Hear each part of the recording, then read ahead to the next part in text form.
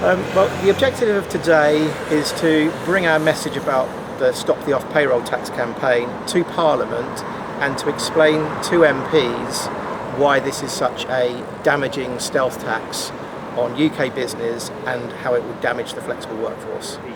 Today we're looking to engage with MPs directly to explain to them the details of why the potential reforms are damaging, so that they understand when they are potentially looking at the policy and voting on the policy the damaging impact and consequences it could have on the UK workforce.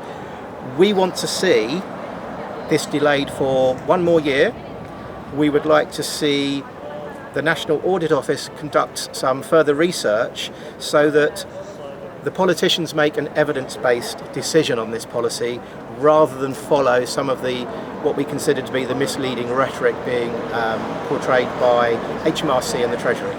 Significant damage to business. Costs will go up for business hiring freelancers. People will lose their jobs. The flexible workforce will no longer be as mobile, and I'm not convinced that actually it will make any money that they actually think it will do. The whole thing is sort of ill-conceived and misinformed, really.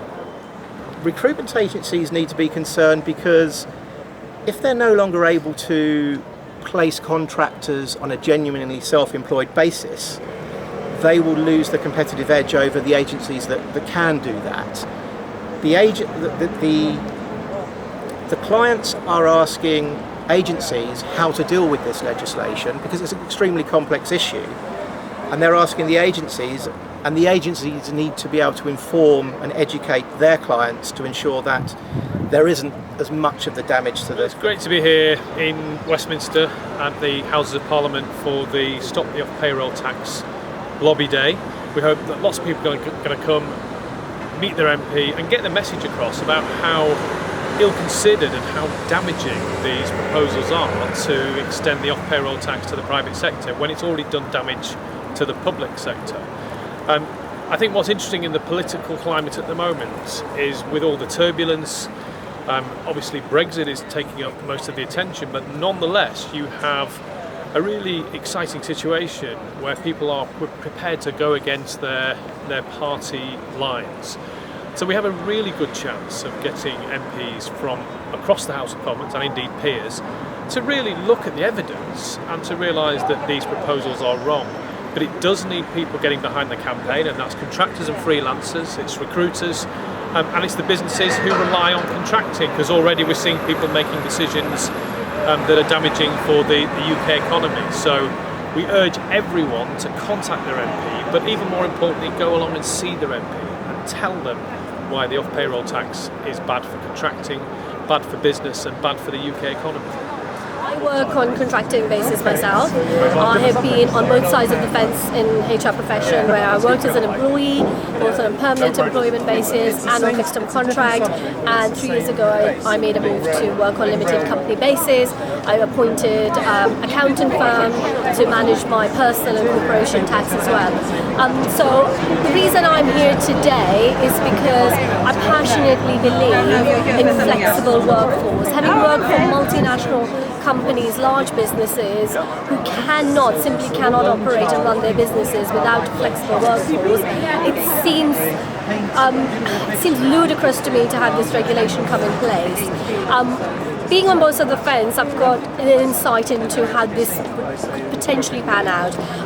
In business partnering, if I was working with the heads of functions and they were to come to me and to say, because of IR35 we cannot appoint 10 contractors, so can I have 10 FTC? My response to them would be, it is not like for like conversion, simply because of the cost implications. In order to support and rationalize costs for FTC, which is a big payroll cost, I'll be going back to the heads of functions, asking them to rethink the numbers they would hire, which will effectively means hiring fewer people in the long term, which is an impact on the workforce, people who could potentially be unemployed for a period of time. So to remove the flexibility, to have a workforce that's flexible for employers to engage on different means, there are occasions when it's in the best interest of both parties to work that way. And I think what's really important here is people who have chosen to work as contractors, either through limited companies or umbrella companies, they have done so of their own choice and will. They are not seeking an employment relationship. And it's extremely important for the government to understand that not every single individual wants to have an employment relationship.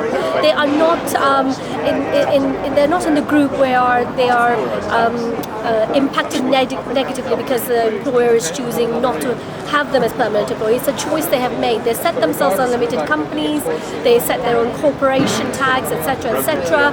They've gone through that hassle simply because that's their choice, and that's the risk they have chosen to take for a variety of personal reasons. It allows them flexibility to work the way they want to work. To remove that entirely by placing the burden on companies, there's a real risk of actually creating potential unemployment for quite a high number of people, and also creating a huge amount of excessive cost for businesses, which can be easily avoided and prevented in the first place.